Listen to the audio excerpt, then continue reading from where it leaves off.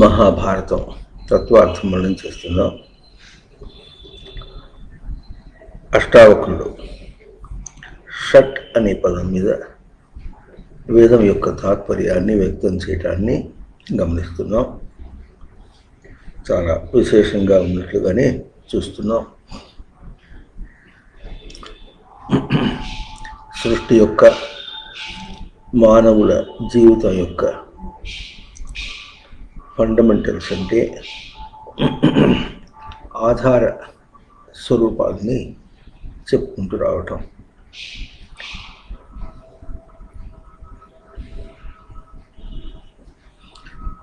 ఎంతవరకు మనం చేసామంటే ఇదంతా కూడా బయటదంతా కూడా ఛాయా మాత్రమే, ప్రతిబింబం మాత్రమే.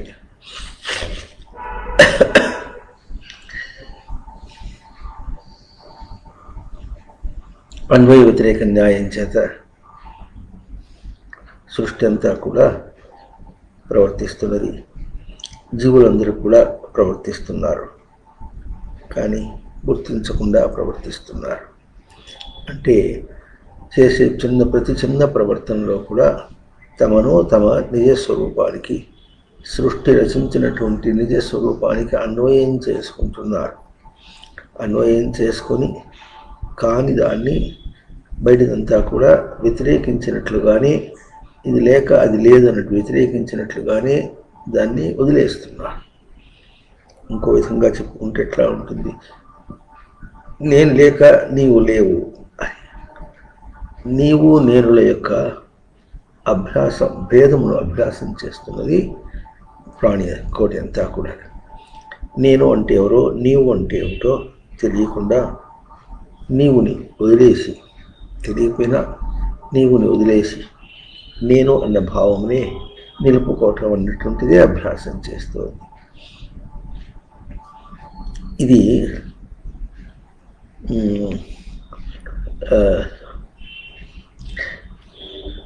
తెలియకుండా, గుర్తించకుండా ప్రవర్తించడం అనే దోషం చేతనే ఉంటుంది అని తెలియ చెప్పటం కోసమే వేదం ప్రవర్తిస్తున్నది. విశేషించి షట్ శబ్దంతో తీక్షణం చేసుకోవటం అన్నది, తెలియకుండా కూడా తీక్షణం చేసుకోవటమే తనకు జీవితంగా బతుకుతున్నాడు. అంటే ఎట్లా తీక్షణం చేసుకుంటున్నాడు? తనతోనే పోల్చుకుంటున్నాడు, పోల్చుకుని వదిలేస్తున్నాడు. అంటే తనను తీక్షణం చేసుకున్నాడు, ఉన్నతంగా గుర్తించాడు, బయటది కాదన్నాడు, వదిలేశాడు. కానీ తన గుర్తింపు ఎట్లా ఉంది? తన నిజ స్వరూపాన్నే వదిలేసి బయటదే అవునన్నట్లుగా ప్రవర్తించినట్టుగా. ఇంత వ్యతిరేకం కనుక సృష్టి ఏమంటుంది? తనని తేజోవంతం చేసుకోవాలి, తీక్షణం చేసుకోవాలి అని ఆదేశిస్తున్నది.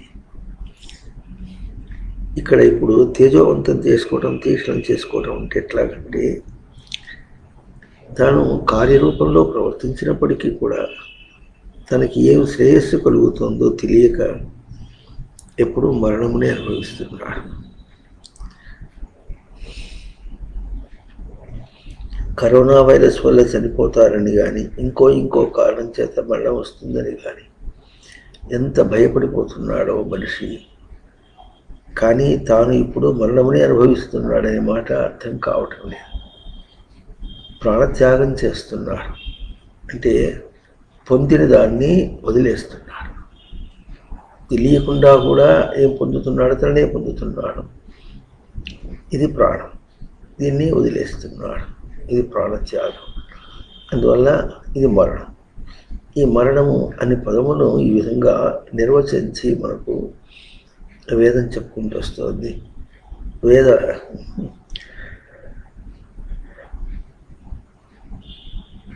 వేదాంగమైనటువంటి వ్యాకరణం కూడా ప్రతి పదమును నిర్వచనం చేసి చెప్తోంది. మరణము అనేటటువంటిది తనకు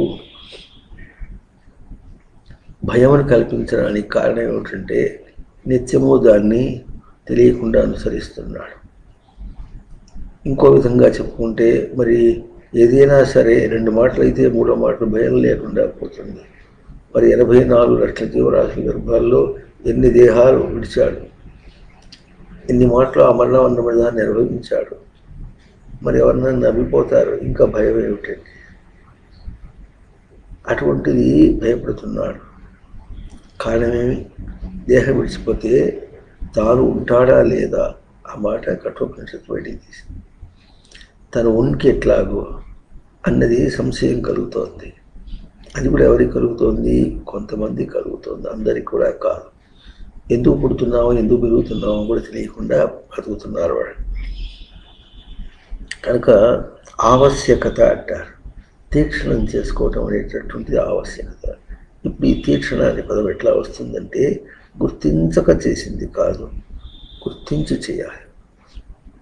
ఇది తీక్షణంగా చేసుకోవటం అనేది అమీబా దగ్గర నుండి ఇప్పటిదాకా తీక్షణం చేసుకుంటున్నాడనే అందాం, పెరిగాడనే అందాం.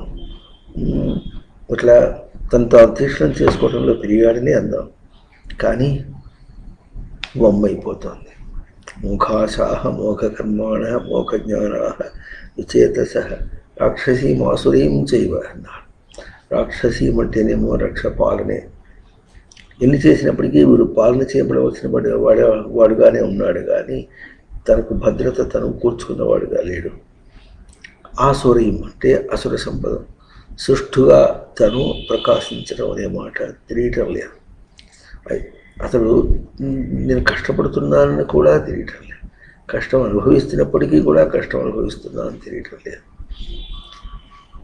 కనుక తీక్షణం చేసుకోవటం అంటే ఎట్లాగుంటుందంటే నిజంగా ఏం జరుగుతుందో దాన్ని గుర్తించటమే చేయటం. నిజంగా ఏం జరుగుతోంది? తాను ఉన్నాడు, అన్నిటినీ వదిలేశాడు, విడిచిపెట్టిపోతున్నాడు. ఈ చిన్న సూత్రం. అన్నీ విడిచిపెట్టిపోతున్నాడు. విడిచిపెట్టిపోయేదానికే జీవితం అంతా ఖర్చు పెట్టి తీరా పోయేటప్పుడు ఎందుకు పోతున్నా కూడా తెలియకుండా, కొడుకులు కొరివి పెడతారో లేదో కూడా తెలియకుండా, కొడుకులు తద్దినం పెడతారో లేదో తెలియకుండా, తద్దినం పెట్టడం అంటే ఏమిటో తెలియకుండా, తాను తన తండ్రికి తాతకు ఎన్ని సంవత్సరాలు తద్దినం పెట్టినప్పుడు కూడా తను ఏం పెట్టాడో వాళ్ళకి ఏం చేసిందో తెలియక, రేపు తన కొడుకు ఏం చేయాలో తనకు తెలియక, తాను ఎక్కడికి పోతాడో తెలియక, ఏదో పురాణాల్లో చెప్పినట్టుగా ఎవరు యమపట్నానికి పోతాడంటే ఆ యమపట్నానికి పోతాడంటే ఎవరు తెలియదు. కనుక నమ్మినా గుర్తించి ఫలానా చోటికి పోతాడని తెలియదు. రేపు ఏం కష్టం జరుగుతుందో తెలియని వాడు రేపు యమధర్మరాజు దగ్గరికి పోతే ఏమవుతుందనే మాట తెలియదు. కథలు చెప్పినవి వృధా అయిపోయినాయి, శాస్త్రములు చెప్పినటువంటివన్నీ వృధా అయిపోయినాయి, దేనికి పనికి రాకుండా పోయింది. అందువల్ల తీక్షణం చేసుకోవటం అంటే తాను గుర్తించటానికి తీక్షణం చేసుకోవటం, జరుగుతున్నదేమో గుర్తించటానికి తీక్షణం చేసుకోవటం అని. అన్వయం ఎట్లా అవుతుందో గుర్తించడానికి చేసుకోవటం అని. దీనిలో శాస్త్రమును బాగా చూపించింది ఎట్లా వస్తుందంటే అమీబా దగ్గర నుండి ఇప్పటిదాకా ఇదిగో అమీబా తీక్షణం చేసుకో, ఇదిగో అమీబా తీక్షణం చేసుకో అని ఎవరికి చెప్పారు? జీవుడనే వాడికి చెప్పాడు. జీవించుట అనే మాట,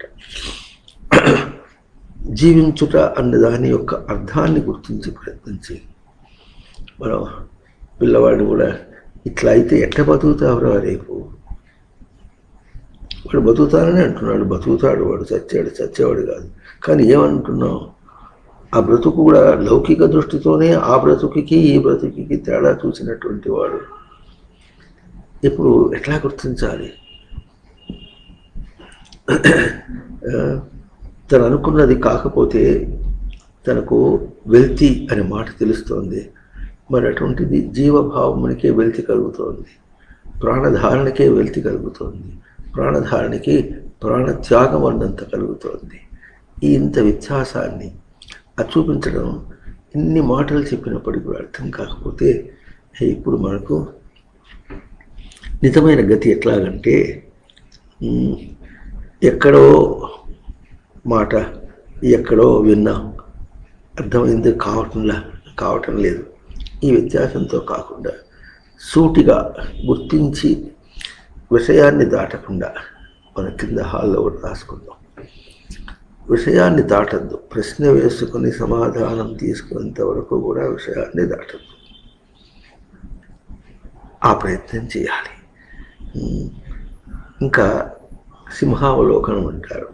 అంటే గతంలో ఎటు జరిగిందో చూసుకుని ఇతరులకి ఏం జరుగుతుందో, ఎంత విశాలమైనటువంటి విజ్ఞానం మనకు కలుగుతుంది లోకంలో. తనకు కలుగుతున్నాయి కష్టాలు, తేడాలు కలుగుతున్నాయి, మార్పులు కలుగుతున్నాయి. లోకంలో ఎక్కడ చూసినా ఇదే జరుగుతుంది. అవుతుంటే ఏదో వాళ్ళకంటే తను గొప్పగా వెళ్ళాలని, దాన్ని అతిక్రమించాలని ఇట్లా పోటీ పడుతున్నాడే కానీ ఎందుకు జరుగుతుందని చిన్న పదము ఆగి చూసి ఆలోచించడం అనేటటువంటి మనిషికి చేత కావటం లేదు. కనుక ఆ అమీబా దగ్గర నుండి ఈనాటి దాకా, ఈ మానవ జన్మ దాకా ఒకసారి సింహావలోకనం చేసుకోవాలంటే అక్కడికి వాటిని చూస్తూ ఉంటే తనకు అసహ్యం వేస్తుందా, లేక ఇంకా ఎట్లా వస్తుంది, దాడి కలుగుతుందా, లేకపోతే అనుసరించాలని ఉందా? ఏమీ లేకుండా బతికితే ప్రతి ప్రాణి కూడా అవస్థపడుతుంది, కష్టపడుతుంది అని చూస్తున్నాడే కానీ ఆ కష్టమును తీసేయటం ఎట్లా? ఇక్కడ మనం ప్రశ్న వేసుకోవాల్సింది కొన్ని పదం. ప్రతి ప్రాణి కష్టం పడుట. ప్రాణి కష్టం పడటం అంటే ఎట్లా? అది తెలిస్తే తీసేయగలమా లేదా అని మనకు తెలుస్తుంది. కష్టం ఏం పడుతుందంటే, నాకేం కష్టం ఉంది, లక్షణంగా తింటున్నా, తిరుగుతున్నాను, పిల్లలు సంపాదించుకొస్తున్నారు, తింటున్నారు, నాకే పెన్షన్ వస్తుంది, రేపు నేను పోతే మా ఆవిడకి కూడా పెన్షన్ వస్తుంది, దిగులేవు లేదని డబ్బుతోనే మాట్లాడుతున్నాడు కానీ జీవితం దాంతో కాదు కదా. రేపు రోగము నష్టం. ఇట్లా కపవాత పిత్తై కంఠావరోధన విధౌ స్మరణం కుతస్తే. కంఠావరోధనం అయితే ఇంకా నీ స్మరణం ఎట్లాగో అనుకుంటున్నట్టుగా ఏం జరిగినా కూడా ఆ తర్వాత ఏదైనా చేద్దామంటే పుణ్యకార్యమా అని, ఇంకా పాపకార్యమని, మంచి కార్యమని, చెడు కార్యమని ఇట్లా ఎంచుకుంటూ చేస్తున్నాం. పుణ్యం ఎంతవరకో పాపం ఎంతవరకో, ఈ పుణ్యం ఎంతవరకు చేస్తుందో, పాపం ఎంతవరకు మన కింద పడేసిందో అంటే మన దృష్టితో లోకంతో పోల్చుకున్నటువంటిది కాదు. లోకంలో ఏమి చేసినా కూడా పుణ్యకార్యాన్ని పూర్తిగా నిలుపుకోవట్లేకపోతుంది. పాపకార్యం కాదంటే, పుణ్యకార్యం నిలుపుకోలేదంటే పాపకార్యమా అంటే, సాధన చేస్తుంటే, నిజంగా సాధన చేస్తూ ఉంటే, అందుకనే సద్భావే సాధుభావే సదిత్యేత ప్రయుజ్యతే ప్రశస్తే కర్మణి తథా సత్శబ్ద. ప్రశస్తం ఎప్పుడవుతుందంటే అందుకోవడానికి నిజమైన సాధన చేస్తుంటే. ఆ నిజమైన సాధన అన్న విషయం కూడా మనకి ఎట్లా అందుతుంది? ఇది కావటం లేదు. కనుక అపరోక్ష జ్ఞానం, పరోక్ష జ్ఞానం అని రెండు పదములు చెప్పుకున్నాం. పరోక్ష జ్ఞానము ఏంటంటే పాలనతో కూడుకున్నటువంటిది, అపరోక్ష జ్ఞానం అంటే పాలనతో కూడుకున్నటువంటిది. అది ఎంతవరకు మనం లోకంలో ఆలోచిస్తున్నాం అంటే దానికి బయట స్వరూపంతో ఎట్లా చెప్పాలి అని అంటే, బయట స్వరూపంతో కాకుండా తన గ్రహింపుతో తాను పాలన చేయకుండా ఇట్లా అలవాటు ప్రకారంగానే చేసుకుని సంస్కరింప చేసుకున్న వాడే ఒక సద్భావమునే నిలుపుకోవటం అనేటటువంటిది చేయటం మొదలు పెడితే, ఈ రోజున మొదలు పెడితే ఏమొస్తుందంటే ఒక బయట పనిలో కాకపోతే ఇంకో బయట పనిలో తను తృప్తిని పొందటం లేదు, అసంతృప్తిని పొందుతున్నారు. మన మఠంలో కూడా SPG 3 అనే పుస్తకం వేశాం. అంటే తెలుగు శ్లోకాలు వేసి తెలుగులో శ్లోకాలు చూసుకుంటూ సంస్కృతాన్ని అర్థం చేసుకుంటూ చేయమని. ఇంతవరకు అది దాదాపు 1985 ఆ ప్రాంతాల్లో వేసుకున్నాం. 35 సంవత్సరాలు అయింది. దాని యొక్క పూర్ణమైనటువంటి విలువను గుర్తించి సంస్కరింప చేసుకోవడానికి, అధ్యయనం చేయటానికి ఇంతవరకు ఎవరు అసలు మొదలుపెట్టారా అని కూడా సందేహమే. దాంతో చూసుకుంటే వెంటనే తను సవరించుకోవటం. అట్లా గుర్తించి చేసినప్పటికీ కూడా మన సంస్కారం సరిపోతే అవుతుంది, తప్పులు వస్తాయి. మరి అట్లా ఎందుకు ఎట్లా రాకుండా ఉంటే ఆ పుస్తకం ఎందుకు వచ్చిందంటే, మరి స్వతసిద్ధంగా స్వామి పలుకుతున్నాడంటే అది పలకటం అనేది అంటే ఇప్పుడు సాధకులకే స్వామి ఏం పలుకుతున్నాడో ఆ టోన్ అంటారు, ఆ గొంతుతో మనం పలకటం అనేది. ఆ గొంతుతో పలకటంలో ప్రతి చిన్న పదంలో చాలా తేడా వస్తుంది. యూట్యూబ్లో మరి ప్రదర్శనకి ఇద్దాం అనుకుంటున్నాం, చూపిద్దాం అనుకుంటున్నాం. గుర్తించిన వాళ్ళకే గుర్తించక మునుపు ఏదన్నా అలవాటు చేసి ఉంటే అయిపోయా. ఇప్పుడు తెలుస్తోంది కానీ అది అలవాటు. ఇది తప్పించాలంటే ఎట్లా ఉంటుందంటే అసలు అందుకనే దృష్టి భేదం అని ఇటువంటి పదవులన్నీ వచ్చింది. కనుక ఇప్పుడు ఏమొస్తుంది, ఇదిగో భగవద్గీత అధ్యయనం చేస్తున్నావు అని ఒక దృశ్య రూపము, ఒక శ్రవణ ఇట్లా శబ్ద రూపము, లేకపోతే ఒక స్పర్శ రూపము అది ఏదో చూపించి ఇది ఇటు తప్పు చేస్తున్నావు. ఆ తప్పు చేస్తున్నావు దాన్ని చూపించుకుంటూ సవరణ ఎక్కడొస్తుంది, దాంట్లో కాదు, తన దగ్గర స్పర్శ, తన దగ్గర సవరణ అనేది గుర్తిస్తే అక్కడ తప్పిపోతుంది. ఎట్లా తెలియాలి. భగవద్గీత అధ్యయనం సాధకులకి ఎట్లాగో సామాన్యులకు కూడా అమ్మ అన్నావు, అమ్మని ఏమని గుర్తించావు? అర్థమవుతుంది. అమ్మని ఏమని గుర్తించావు? తన సంస్కారానికి పరిమితంగా గుర్తించాడు. మీరిపోతే ఎట్లా ఉంటుందంటే వాళ్ళకేదో చాలా గొప్ప చేద్దామని గుర్తించాడు. ఎంత చేసినప్పటికీ కూడా అది పుణ్యకార్యం అనుకున్నాడు. అంత పుణ్యకార్యం కూడా వాళ్ళకి వాత్సల్యవంతం కలుగుతుంది. మరి అమ్మని ఏమని గుర్తించావు? అసలు ఈ మాట లోకంలో అర్థం కావటం లేదు. మరి అన్వయ వ్యతిరేక న్యాయం ఎట్లా? ఎట్లాగంటే పవిత్రంగా ప్రవర్తింపజేస్తూ కూడా వాళ్ళని మోసం చేయటం, తాను పుణ్యకార్యం చేస్తున్నానని కూడా తాను మోసపోవటం. అవునా? ఇంకా ఇతరుల చేత పుణ్యకార్యం చేయిస్తున్నారని ఇతరుల కోసం లౌకికంగా గొప్ప పనులకు చేయిస్తున్నారు, బాగా చదివిస్తున్నారు, వాళ్ళు బాగా ముందుకొచ్చారనుకుంటున్నప్పటికీ తనకి ఏమవుతుంది, ఇది మోహ కారణమే అవుతుంది. పనికిరాంది కూర్చుకుంటున్నాడు. అర్థమవుతుందా? మనిషికి ఎట్లుండాలి? జిహ్రేతి వ్యవహర్తుంచే భోక్తాహమితి పూర్వవత్. అవునా? వెనకలాగా వ్యవహారం చేయడానికి ఇప్పుడు సిగ్గుగా ఉంటుందట. ఏం చేస్తున్నాను నేను? ముట్టుకున్న వాళ్ళందరినీ మోసం చేశాను, అందరినీ మోసం చేశాను, వాళ్ళతో మోసం చేయడంతో పాటుగా నేను మోసపోయినాను.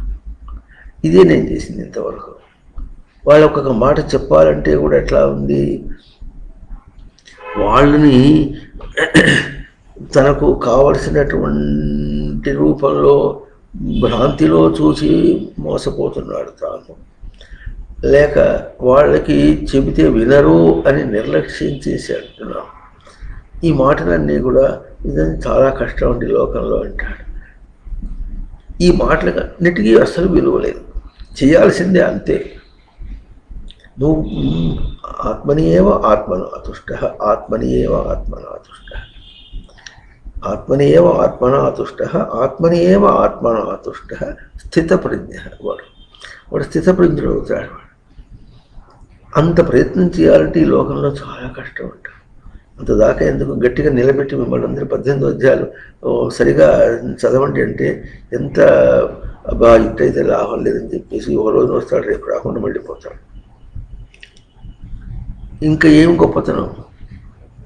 ఒక భావాన్ని అర్థం చేసుకోవాలంటే అది ఎట్లా పలకాలని మనం పలికేది భగవద్గీత శ్లోకముల, లేక సవరించుకునేది తన మాట వాక్ లేక దాని వెనుక తన దగ్గర ఉన్నటువంటి తప్పుడు భావన అవగాహన చేసుకోవటం, అది సవరించుకుంటున్నాడా, లేక తన జీవభావాన్ని సవరించుకుంటున్నాడా, తనని చేర్చుకోవటానికి ప్రయత్నం చేస్తున్నాడా, తను చేరటానికి ప్రయత్నం చేస్తున్నాడా? ఈ ప్రశ్నలు వేసుకోవటానికి కూడా మనకు అర్హత లేదు. గముక్కనే వస్తుందంటే అది కష్టం. అది కష్టం అని ఎప్పుడు అనుకున్నాడో అయిపోయినాడు, బిల్లా వేసుకున్నాడు అనమాట. తన ప్రయోగం అంతా, తన సాధన అంతా అక్కడితో ఆగిపోయింది. అప్పుడు అందరికంటే దుష్టుడు క్రూరుడు తనకు ఎవరవుతాడంటే గురుడు క్రూరుడు అని అన్నాడు. సవరించేవాడే క్రూరుడు. కానీ అక్కడ చెప్పింది గురుడు క్రూరుడు అనర్థ చేయంబునందు దుశ్శీలతను అర్థకల్పనంబు చేసేడి గ్రాహ్యము కావు శాస్త్రములు అన్నారు. శాస్త్రం అర్థం కాకుండా అర్ధచయములందు అనర్థకల్పన చేసేవాడు వాడు గురుడు క్రూరుడు. మనకి అదంతా పనికిరాదు. గురుడు క్రూరుడు ఆ పాఠం పట్టుకొని ఈయన బాయి ఇక్కడ పోతే చాలా కష్టం అండి అనుకుని లోకం అంతా ఇట్లాగే ఉంటుంది. సాధకులందరూ ఇట్లాగే ఉన్నారు. ఇప్పుడు అన్వయ వ్యతిరేక న్యాయం ఎట్లా వస్తుంది? నేనేం చేస్తున్నా నా ప్రయత్నమేమి, నేనేం చేస్తున్నాను నా ప్రయత్నమేమని మాటికి చూసుకోవటానికి ఎట్లా? ఒక్క విషయాన్ని అనే సరే, భార్యను సరిగా పలకరించుకుంటున్నావా? భార్యను సరిగా చూడాలంటే ఎన్నెన్ని విషయాలు లౌకికంగా అని అనుకున్నాడే కానీ చేస్తే అట్లా చేయాలి, లేకపోతే బానిస, లేకపోతే మధ్యస్థం, ఏమైనా అనాత్మంగా చూసుకోవటమే. భార్యను చూసినా అంటే ఎటు చూసినా, భార్యను మంచిగా చూసినా చెడుగా చూసినా అనాత్మమే. అవునని చూసినా కాదన్నా, కావాలనుకున్నటువంటి కొడుకును చూసినా అనాత్మమే. మరి కావాలని చూసినప్పటికీ తనని చూసుకున్న ఆత్మస్వరూపమే. తనను అనాత్మంగా గుర్తించుకుంటూ ప్రవర్తించేటటువంటి వాడు ఎట్లా ముందుకు పోవాలి? మనం గుర్తించవలసింది ఏమిటంటే, సృష్టిలో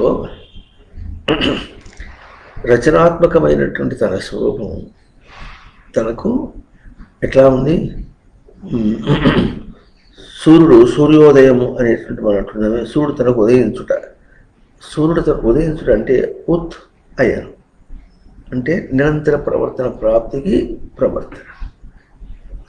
సూర్యోదయం ఎవరంటున్నారు? నేను అంటున్నాను, సూర్యుడు అంటున్నాడా? తల్లి అంటున్నాడు. అటువంటి సూర్యోదయం కాకమునుపు తనకు వెలుగు ఉంటుంది. ఈ మాట చెప్పుకున్నాం. తనకు వెలుగు ఉంటుంది, వెలుగు కనిపిస్తుంది కానీ ఇంకా సూర్యుడు కనిపించట్లేదు.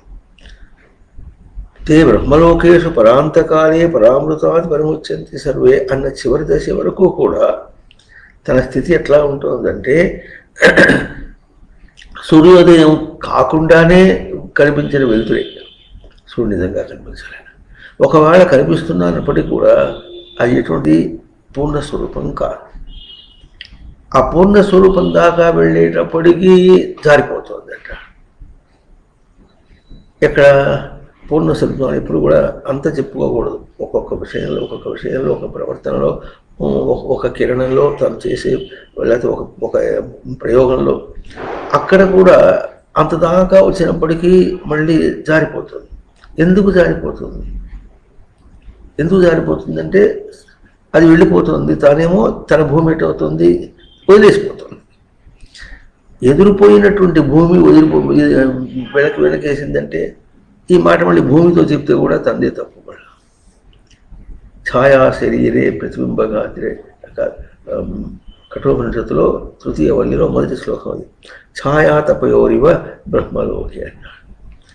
సూర్యుడు ఎదురుకుండా ఉన్నవాడు, సూర్యుడు భూమి తిరిగిపోతుంటే సూర్యుడు వెనక్కి వెళ్ళిపోతున్నాడంటే తను వెంటనే వెనక్కి తిరగద్దు, వెనక్కి తిరిగి సూర్యుడు చూడద్దు.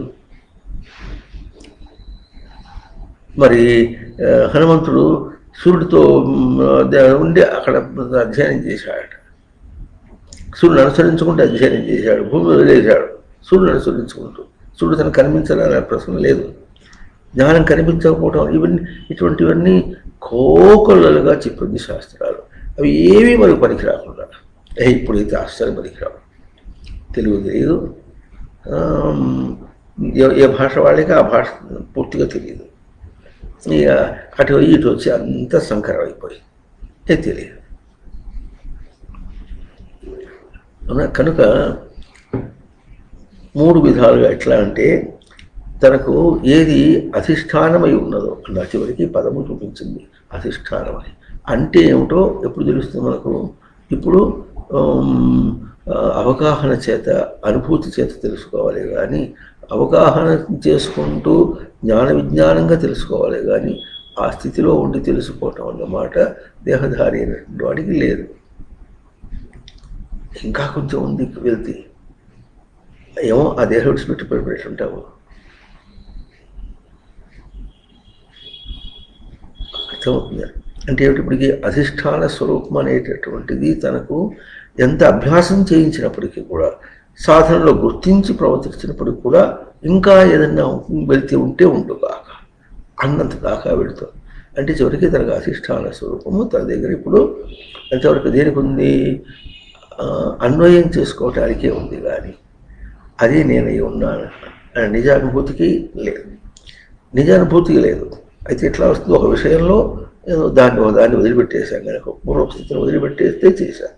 కానీ అటువంటివి ఎన్ని ఉన్నాయి, దేహం విడిచిపెట్టిపోయేదాకా దేహమునందు ధ్యాస అనేటటువంటిది శుద్ధం చేసుకోవటానికి ప్రయత్నం చేస్తున్నాడు, సరిపోయింది. కానీ దేహం విడిచిపెట్టిపోయేటప్పుడు అసలు దీని గురించి ఏం ఆలోచించకుండా ఉంటాం అనే మాట.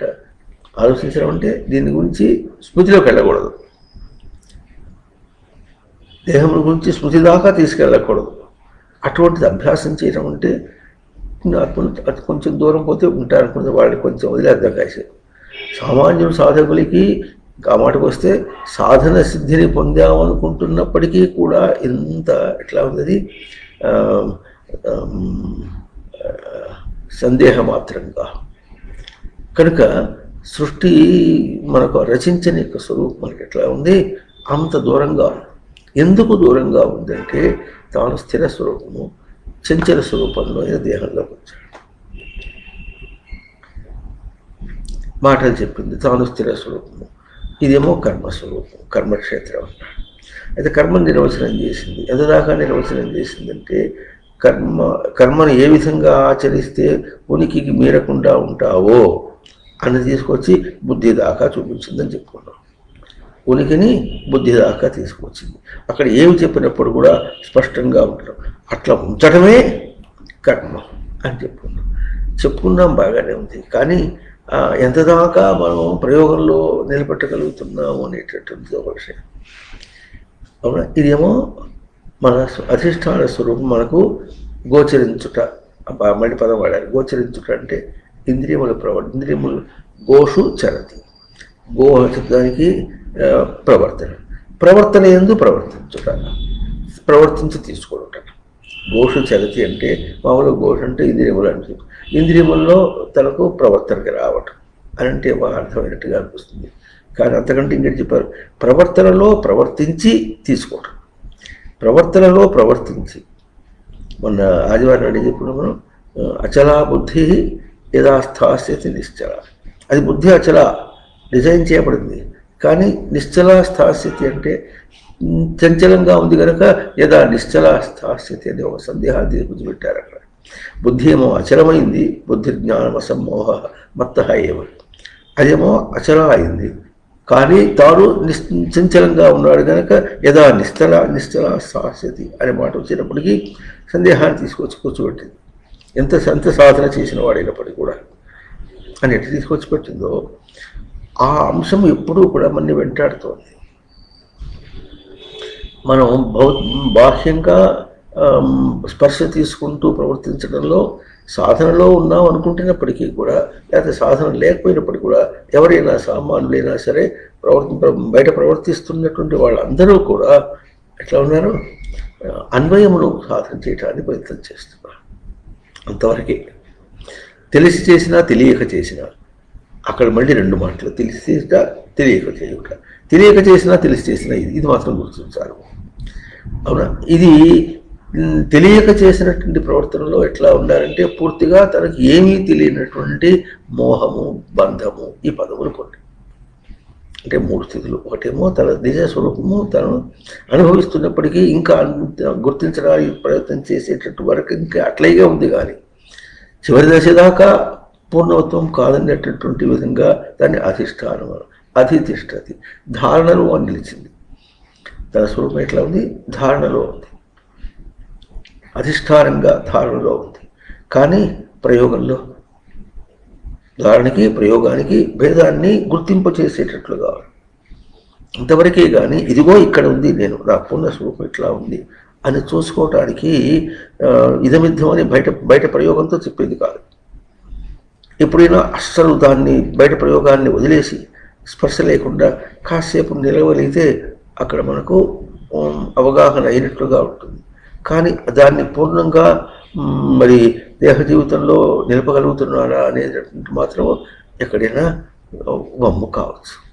ఆ వమ్ము కావస్తుంటే కూడా దాన్ని ఎట్లా ఉన్నారంటే గొప్ప సాధకులు ఏం చేస్తారంటే అట్లా అయినప్పటికీ కూడా దాన్ని నిలబెట్టుకున్న వాడిని మహాత్ములు అన్నారు. అంతవరకే. అంటే ఒక ఆదర్శంగా తీసుకొని తాను సాధన చేయటానికి వీడు సాధన చేసి ముందు వెళ్ళాడు కనుక చేయటానికనే వచ్చింది. అవునా? కనుక ఎట్లా ఉంది, మొదటిదేమో అధిష్టాన స్వరూపమేమో తనకు పూర్ణంగా తన స్వరూపంగా ఇప్పుడు ఉన్నదనే మాటకి ఏమొస్తుంది అడ్డం? దేహం. తను తెచ్చుకున్న దేహం అడ్డం వస్తుంది. ఆ తెచ్చుకున్న దేహం ఎంత దాకా వస్తుందంటే అసలు పూర్తిగా దీన్ని వదిలిపెట్టేసి బయట అదే అన్నట్టుగా చేసి దీన్ని మొత్తం వదిలేసినట్టుగా అవుతుంది. కనుక అది అర్థమవుతుంది. అందరికీ తప్పుగా ఉందంటే సాధకుడు చెప్తే అది అర్థమవుతుంది. ఇది ఎట్లా అర్థమవుతుంది? పూర్ణత్వం ఒకటి ఉందంటే అర్థమవుతుంది. ఇది అందుకోవడం ఎట్లా? దాని విడుచుట ఎట్లా అర్థమవుతుందా?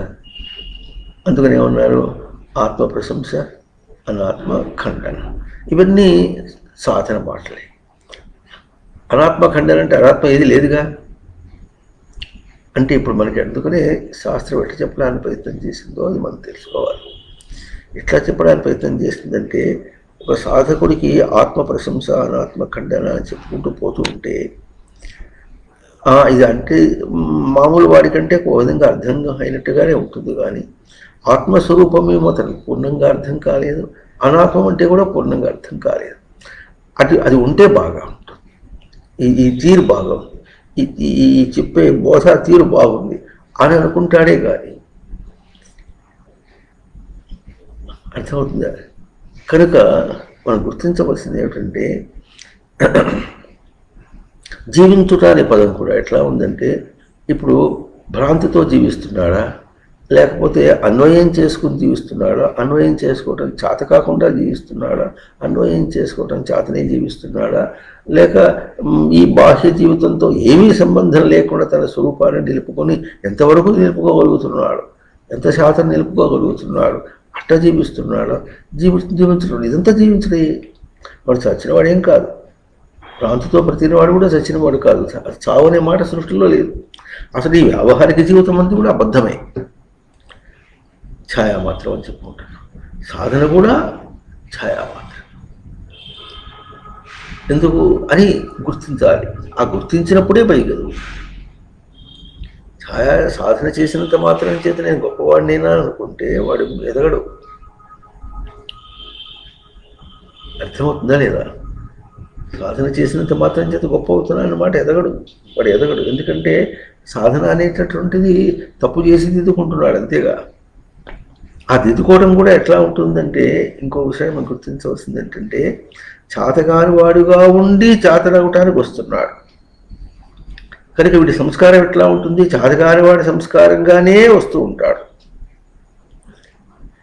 ఈ ఈ అవాంతరమును దాటి పూర్తిగా ఇది అవగాహన అయింది అని అందుకని అక్కడే వచ్చింది ఎరుక అనే పదం.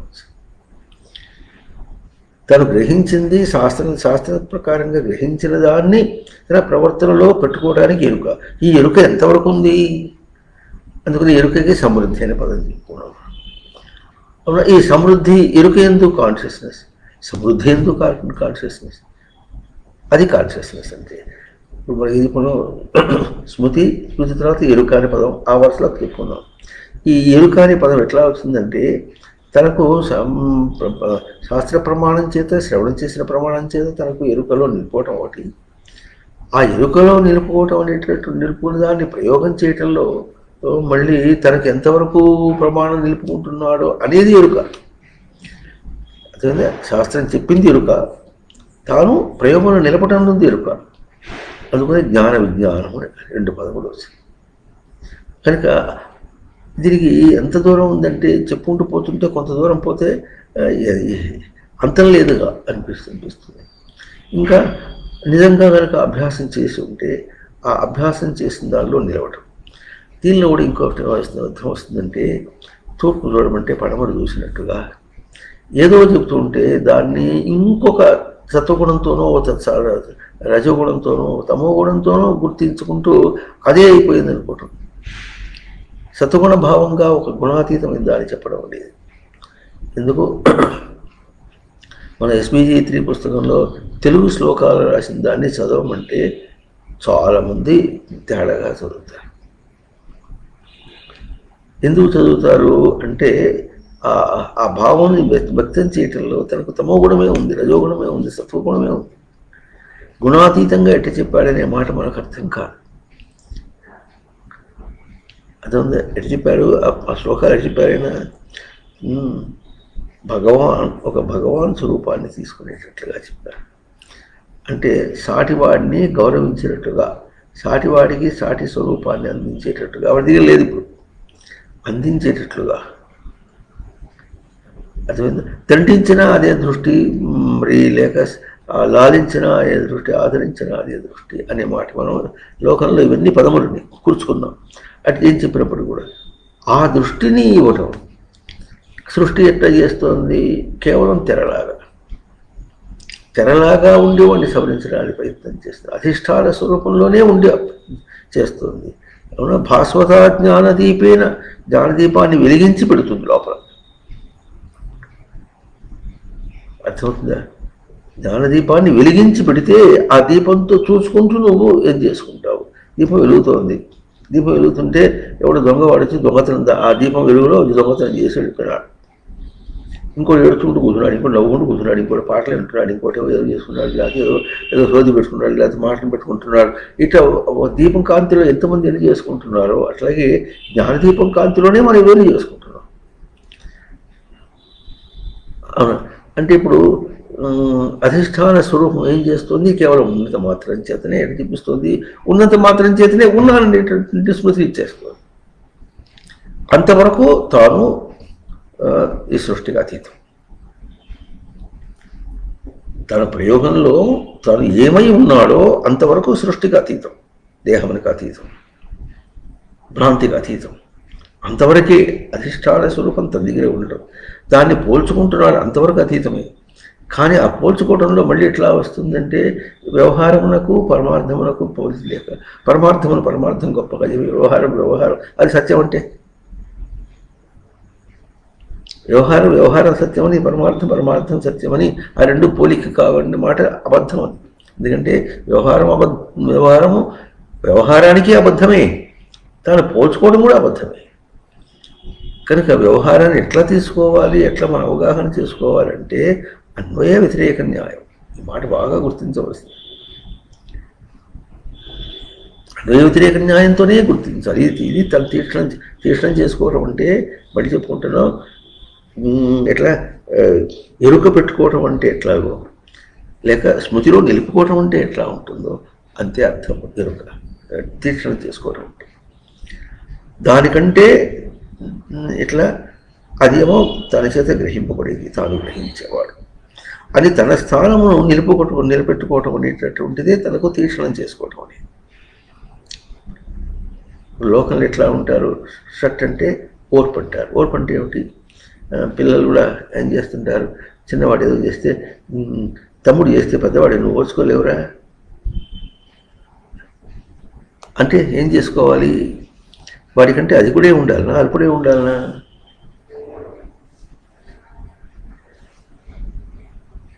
చెప్పండి. అది కూడా ఉండాలి. అది కూడా అంటే ధారణ కలిగిన వాడిని అర్థం. మామూలుగా అయితే అది కూడా అంటే పెద్దవాడు. అట్లాగే లోకంలో ఏదో విధంగా ప్రవర్తనకు వస్తుంటే తాను ఎట్లుండాలి? ఇప్పుడు ఓర్పు కలిగిన వాడు తాను తీక్షణం చేసుకోవడం అంటే ఏం కావాలి? తాను అది కూడా ఉండాలి. ధారణ నిలిపిన వాడే ఉండాలి. ధారణను పెంచుకోవాలి, తన ధారణ పెంచుకోవాలి. అవునా? మంచి ఉపమానంలో ఒకళ్ళు ఏం చెప్తారంటే, ఒక గీత గీసి ఉంటే దాన్ని తుడపకుండా ఏం కావాలి? దానికంటే పెద్ద చూపించాలి.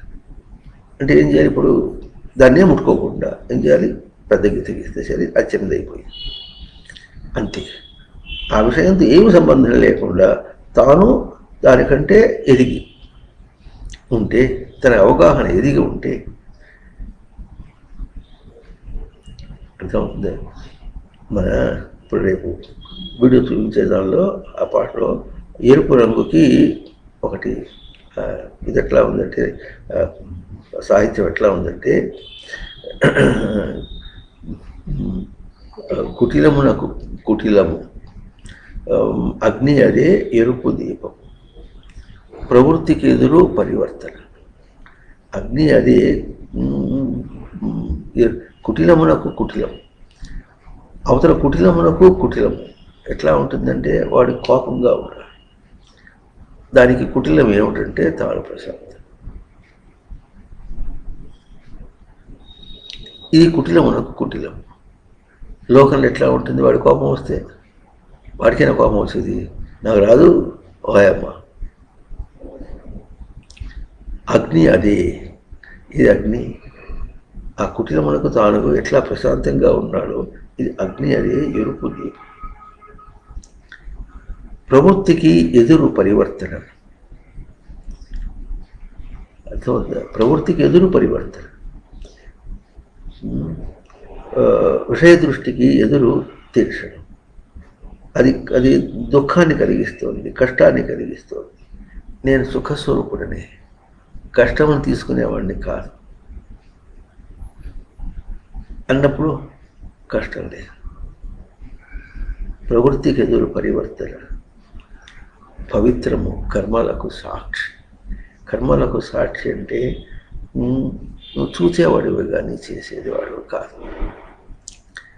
ఇది ఈ సెన్స్ తనకు రావటం మాత్రం సృష్టికి అతీతంగాను, తన రచన ఎట్లాగో సృష్టికిలో తాను ఎట్లా రక్షింపబడాలనో, ఒకవేళ దారితే ఎట్లా రక్షింపబడాలనో, అవునా, రక్షించుకోవడం అంటే ఎట్లా ఉంటుందో తనకు ఎట్లా భాస్వత జ్ఞానదీపేన, జ్ఞానదీపంగా వెలిగించి తెలుసుకునేటట్లుగా నిలుపుకునేటట్లుగా చేయటం. ఇంకా ఎట్లా ఉంటుందంటే ఆ భాస్వత జ్ఞానదీపేన అనే పదము అమీబా ప్రవర్తించేటప్పుడు కూడా మనం మొన్న ఏం చెప్పుకున్నాం, చూసిపట్టింది అది. అంటే దానికి జ్ఞానదీపం వెలిగింది కనుకనే అది పోతుంది. కానీ మానవుడికే తెలియపోతే భాస్వత జ్ఞానదీపేనంటే అమ్మవాక్యం తెలుస్తుంది.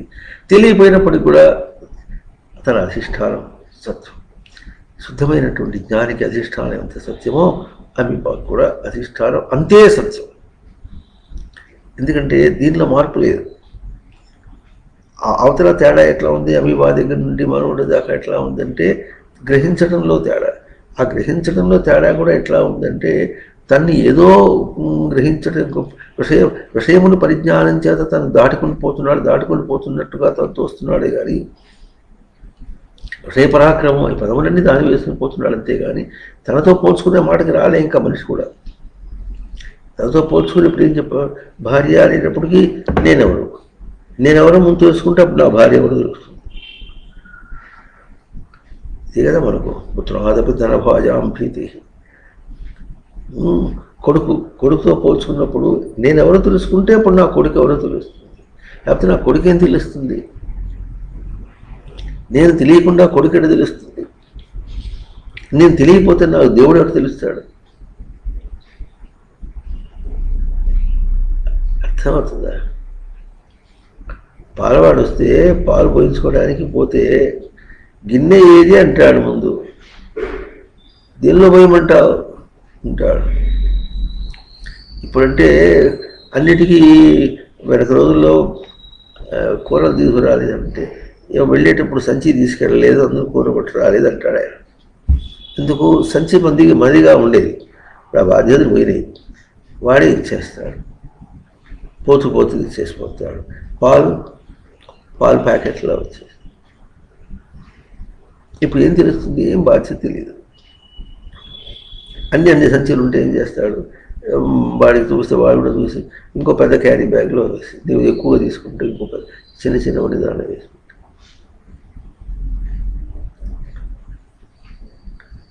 మోర్ దుకాణానికి వెనక రోజు సూపర్ బజార్ పోతే ఎట్లా ఉంటుంది, అక్కడ ట్రాలీలు ఉంటాయి.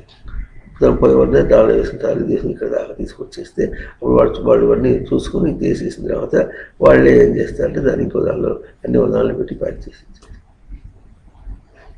ఇప్పుడు ఇంకా ఎట్లా వస్తుంది, ఇంటికి పంపించండి అంటే డోర్ డెలివరీ సర్వీస్.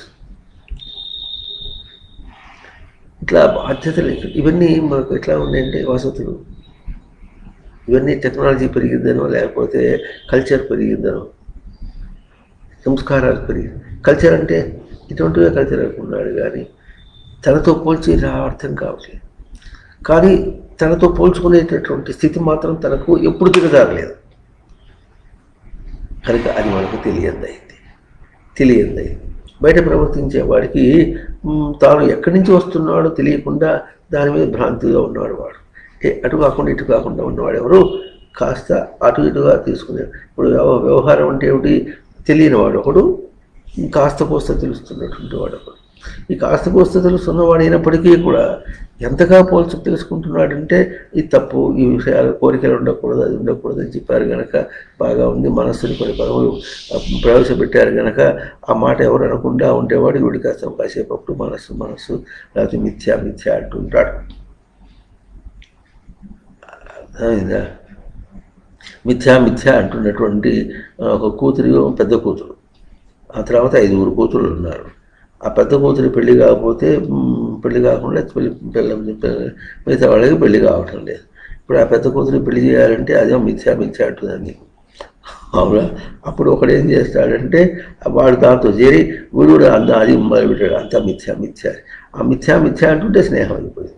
స్నేహం అంటే ఇంకా అంతే అంటే అప్పుడు దాని పెళ్ళి అయిపోతే అందరి పెళ్ళి, టపటపడప అందరి పెళ్ళి. ఇట్లా కథలు చెప్తే అన్ని వక్రములు కుటిలములు ఎన్నెన్నో వచ్చినాయో లోకంలో. పాపం కాస్త పుస్తకాలు చెప్పడానికి అలివి కానటువంటి అన్నీ అదే. ఇన్ని వక్రములు కుటిలములు చూసినప్పటికీ కూడా వక్రం అంటే ఏమిటో కుటిలం అంటే ఏమిటో తనకేం అర్థంగా అంత ఆ బుర్రలు ఎట్టంటి బుర్రలండి. ప్రవృత్తించే నివృత్తించే జనా విదురాసురాః న శౌచం నాపి చాచారః న సత్యం తేషు విద్యతే. శౌచం అంటే అర్థం కాదు, ఆచారం అంటే అర్థం కాదు, సత్యం అంటే కూడా అర్థం కాదు.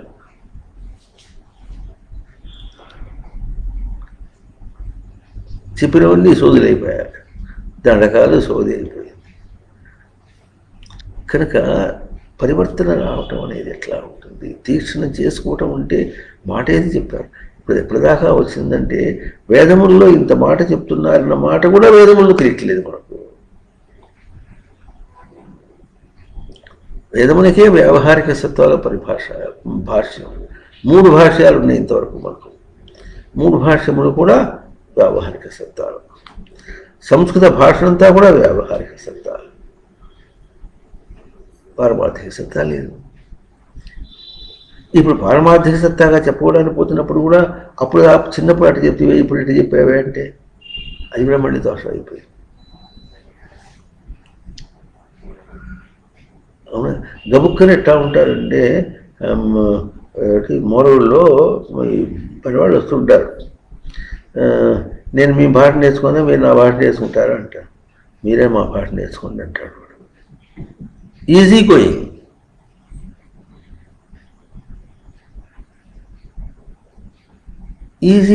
ఇట్లా వాటి ఎట్లా బాగుపడతారు. అట్లాగే ఎందుకు బాగా శ్రవణం చేసుకుంటూ మన దగ్గర ఎంతో బాగా శ్రవణం బాగా ఉందని వచ్చి కొన్ని పనులు చేయించుకొని చేసినటువంటి వ్యక్తి బ్రాహ్మణుడు. ఆయన మీసం తీసాడు, పైన చొక్క తీసాడు. జ్ఞానం చాలామంది సొసైటీల్లో తిరుగుతుంటారు, చేస్తుంటారు. మరి యూట్యూబ్ వచ్చిన తర్వాత అంత దాకా చెప్పాలన్నా పరిపూర్ణానంద స్వామి చెప్పట్లేదు ఆయన చెప్తున్నాడు కదా, సరిపోతుంది. అది ఇట్లా పోల్చి మాట్లాడితే ఏం చేయాలి? విలువ తెలియదు అన్నమాట. ఆయన దాకా ఎందుకు ఎంతోమంది ఉన్నారు. ఎవరో శ్రీకృష్ణానంద మఠం వాళ్ళకి అర్థమవుతుంది కానీ ఇతరులకు అర్థం కాదు ఆ ప్రవచనాలని. అంటే కానీ చాలా బాగా చెబుతారు.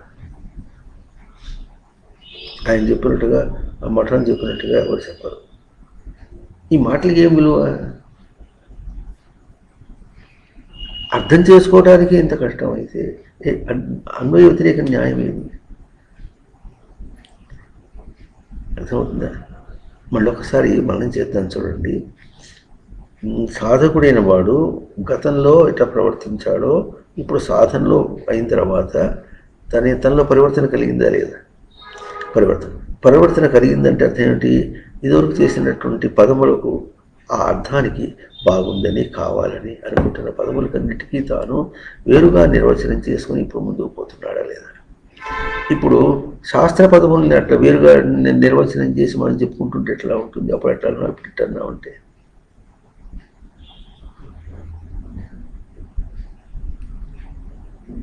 అర్థమైందండి. అందుకనే ఆయన చెప్పాడు శృతి విప్రతిపత్తి అని చెప్పాడు. అక్కడ ఇక్కడ ఏమంటున్నాడు? తీక్షణం అంటున్నాడు. కనుక వీటన్నిటికీ పరిష్కారంగా అప్పుడు ఇది మనకు అందకుండా డిలీట్ అయిపోయింది ఆ ప్రవచనం. డిలీట్ అయిన ప్రవచనంలో చెప్పుకున్నాం, లోకంలో ప్రాణులందరూ కూడా తనకు ద్వైత స్వరూపాలే, ఛాయా స్వరూపాలే. ఇంకా పదార్థములన్నీ ఛాయా స్వరూపములే. వాటిలో అక్కడ వాటి ప్రవర్తన కానీ వాటి క్రియ కానీ తన ప్రవర్తనన్నీ తనకు ఛాయాస్వరూపములే అనే మాట తనకు తెలియకనే కదా ప్రవర్తించాడు. ఇంకా ప్రవర్తించిన దాని ఎట్లా ఉంది? దేవుడు అంటే ఎవరో ఎక్కడో ఉన్నాడు, వాడు తను రక్షించాలి. ఇది కూడా తనకు ఛాయాస్వరూపమే. తనకు ఊడిగం తప్ప దాని ఏం దొరకదు. ఇది కాకుండా తన కష్ట నిష్ఠూరాలు చేసేటటువంటి గ్రహాలు వేరే ఉన్నాయని, ఆ గ్రహం ఇట్లా మారితే ఇట్లా అవుతుందని ఇట్లా చూపించుకొని లోకంలో అన్వయ వ్యతిరేక న్యాయంతో జీవిస్తున్నప్పటికీ కూడా ఆ జీవితాన్ని కూడా సరిగ్గా సాగనీయకుండా చేసిన తనకు ఎట్లా ఉంటుంది సమాజం? ఆ విధంగా జరుగుతుంది. ఎందుకు జరుగుతుందంటే గతానుగతికంగా వెళ్ళిపోతున్నారు. గతానుగతికంగా అంటే పరంపరగా అందరూ ఏం చేసుకుంటుంటే అది అనిపెట్టు. అందరితో పాటుగా నలుగురితో పాటు నారాయణ. అసలు నగరానికి ప్రాస వచ్చింది అంతేగాని నలుగురితో పాటు నారాయణ అంటే అర్థం అవుతుంది. కొన్ని పదములకి నిన్న ఒక పదం చెప్పుకున్నాను. దిగంబరం అంటే పరమశివుడు దిగంబరుడు అన్నారు. దిగంబరుడు అంటే మనకు అర్థం ఏంటంటే వస్త్రం లేకుండా ఉంటాడని అర్థం చెప్పుకున్నారు సార్. దిగంబర శబ్దానికి అర్థం కాదు. దిక్ అంటే దిశ అతిసర్జనే ధాతు. అర్థమవుతుంది. దిశంతి అవకాశానికి దిశ. అవునా? అంటే దిగంబరుడు దిక్ శబ్దానికి అవకాశములను ఇచ్చుట. అంబరం అంటే అభిశబ్దే. అంటే తనకు వస్తున్నట్టు అవకాశములను పలుకుట పలికించుట దిగంబర వేషం. ఆ పదం ఇక్కడ, ఈ పదం ఇక్కడ. సరే, ఏం చెప్పుకోవడానికి వస్తున్నాం? అధిష్టానము మనకి ఏం కావాలనో అది ఎట్లా ఉందంటే మన దగ్గరే ఉండి మన దగ్గర ప్రవర్తింప చేసుకుంటూ ఎప్పుడు అండదండగా మన భాష అండదండగా ఉన్నది. లేక కేవలమైన నిరంజన స్వరూపాన్ని పూర్ణంగా తనకు అందించేటటువంటి జ్ఞాన విజ్ఞాన స్వరూపంగా మన దగ్గర ఉన్నది. అది మనకి ఎట్లా ఉంది?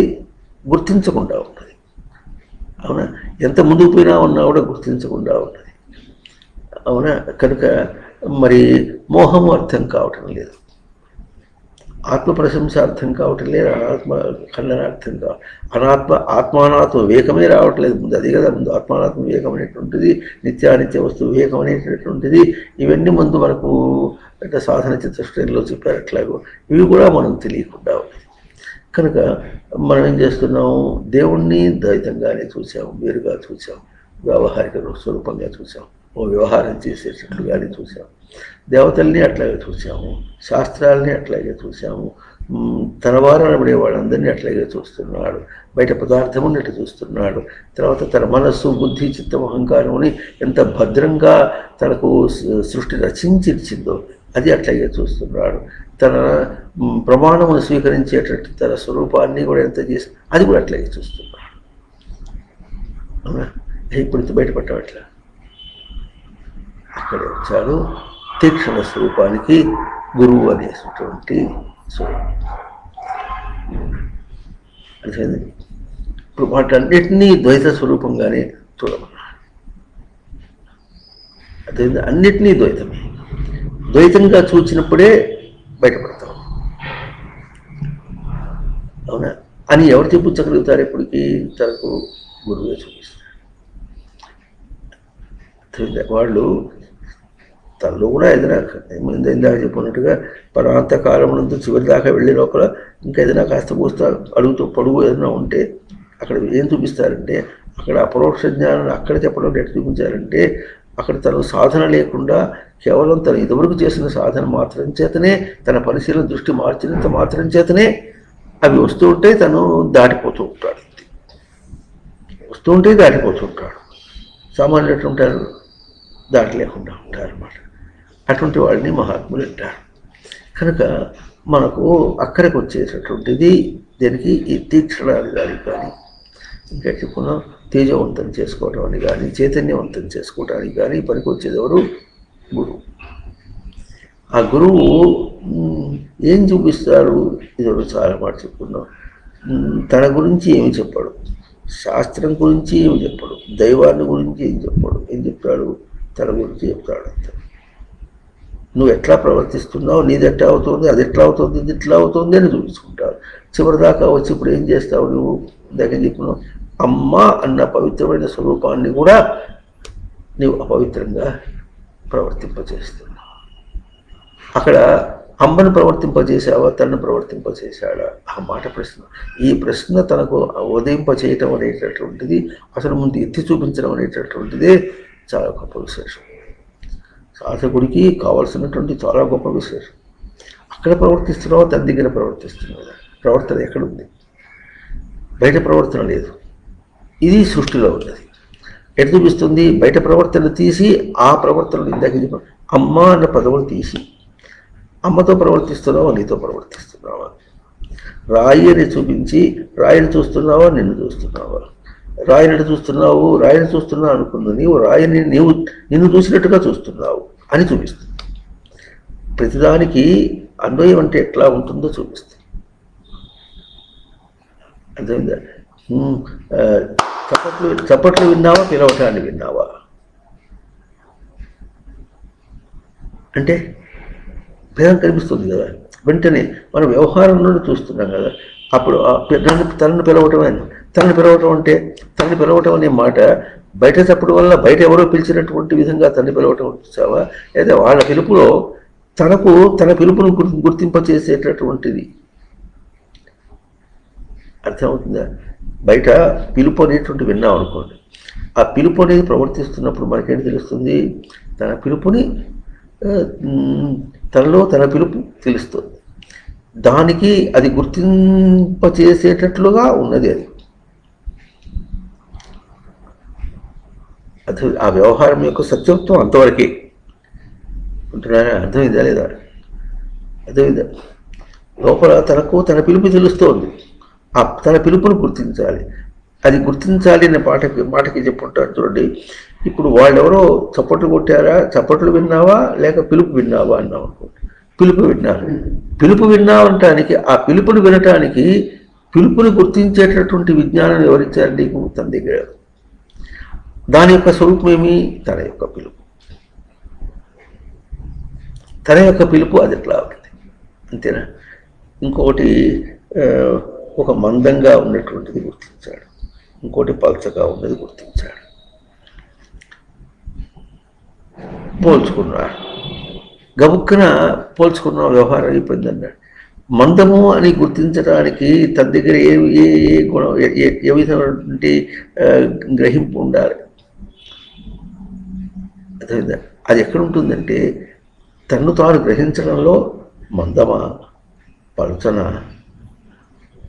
అంటే ఈ లోకంలో ఇన్ని పదార్థాల్లో ప్రాపర్టీస్ అంటారు వీటిని.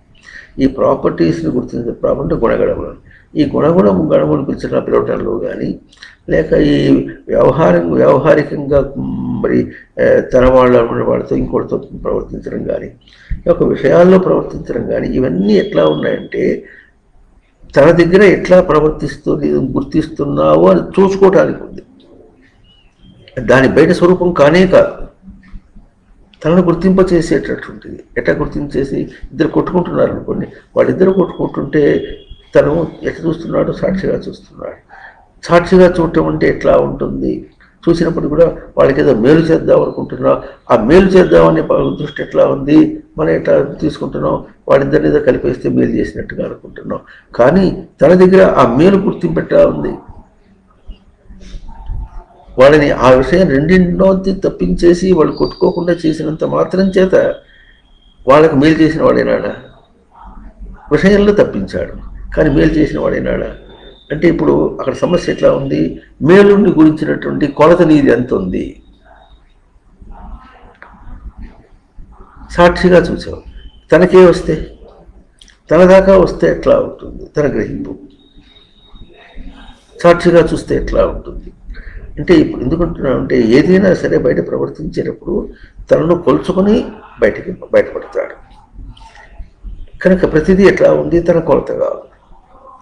అమ్మ తన కొలతే, నాయన తన కొలత, కూతురు తన కొలత, కొడుకు తన కొలత, మనుగుడు తన కొలత, అన్నం తన కొలత, పప్పు తన కొలత, కూర తన కొలత. అది ఏదో చేస్తునుకున్నాడే, దానివల్ల ఇట్లా అవుతుంది అనుకున్నాడు చూసారా, అనుకున్న తన కొలతే కానీ దాంతో కాదు. అంతగా ప్రతిదీ తన కొలతగా. జానామీతి భాంతం,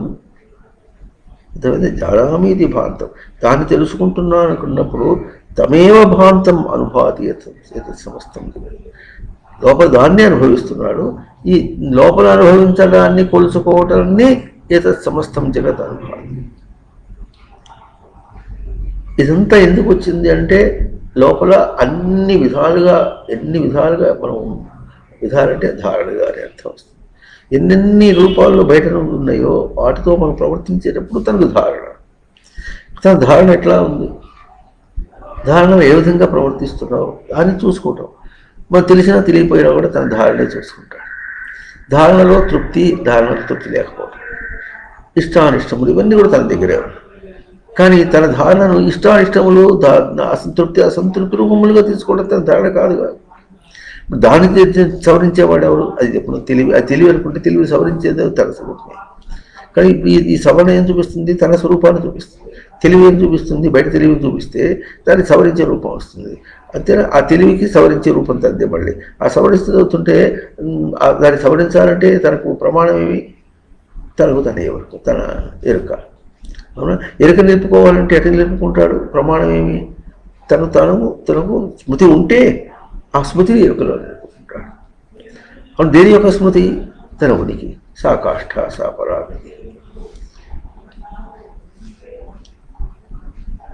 తన దాకా రావటం అంటే అర్థం అది. కనుక ఈ విధంగా గురువు ఏం చూపిస్తారంటే ఎంతసేపటికి తాను ద్వైత ప్రపంచంలో ఎట్లా ప్రవర్తిస్తున్నాడో అదే చూపిస్తాడు. తన ప్రవర్తన ద్వైత ప్రవర్తనలో ఉంది. దైవాన్ని గురించి ఆలోచించినా, మరి ఇంకోటి ఆలోచించిన దైవ శబ్దానికి మరి ఆయన నిర్వచనం చేసిన దివు క్రీడాదో నిర్వచనం చేశాడు. దివు క్రీడాదో ధాతువు చేతనే దివ్యతీతి దేవ అన్నాడు, దివ్యతీతి ద్యోతవర్ర. ఇది అందరికీ, ఎవరికి సంస్కృత పండితులు అందరికీ తెలుసు. అట్లా తేడా ఎందుకు వస్తుంది? ఆయన ఏ తాత్పర్యంతో నివృత్తి చేశాడు? సంస్కృతం భాషా ప్రావీణ్యత వచ్చి ఇంకా నేషనల్ ప్రొఫెసర్స్ అయినా కూడా అర్థం కాదు. ఎందుకు కాదు? ఆ లోపల దృష్టిని, లోపల తనకు కెలకటం కాదు, చిలకటం కూడా కాదు, ప్రమాణం అద్దం పట్టినట్టుగా ప్రతిదానికి తన ప్రవర్తన ప్రతిదానికి అద్దం పట్టి తనకు స్వరూపాన్ని చూపించాడు. బింబంను చూపించేటట్టుగా ఉన్న దాన్ని ఎదురు చూపించడం అనేటటువంటిది అది గురువు యొక్క లక్ష్యం.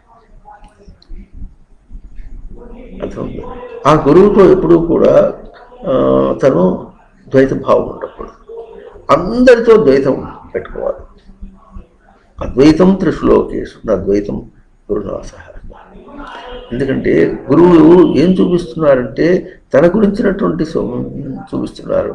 తన గురించినటువంటి దానిలో ఏమి చూపిస్తున్నారంటే గురువుని గారు నేర్చుకున్నారు. ఎట్లా గ్రహింపు, వ్యక్తీకరణ.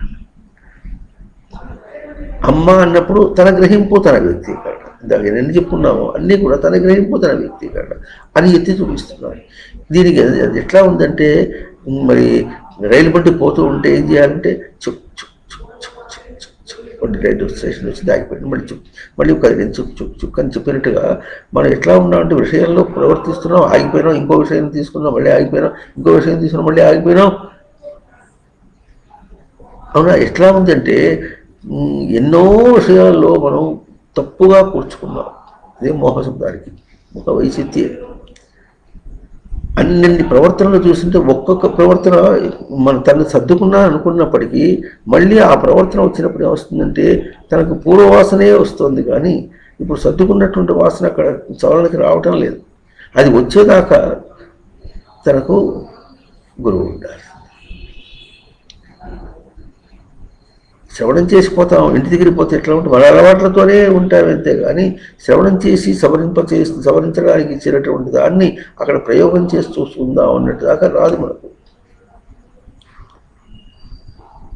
ఇంకా ఎట్లా ఉంటుంది, గట్టిగా నాలుగు దబాయించి మాట్లాడితే ఇక్కడ అట్లా చేయాలి, ఏమంటున్నావు, ఏమంటావు, ఏమంటావు చేతనైతే సరే అంటే లేకపోతే కాదంట, చేతనైతే సరే అంటే లేకపోతే కాదంటారంటే,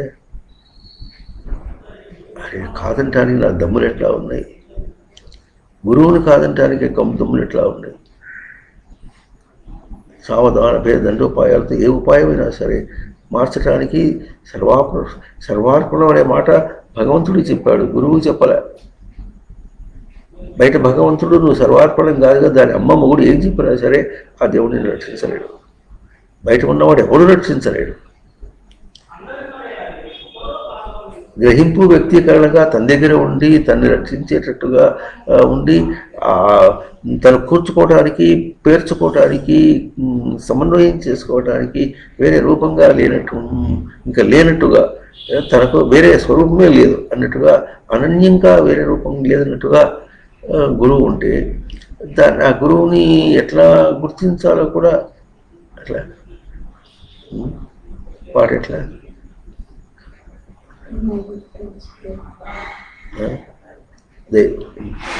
దైవము కానీ ఎవరు కూడా తన గురువుని గుర్తించడానికి సహాయాలు కాదు.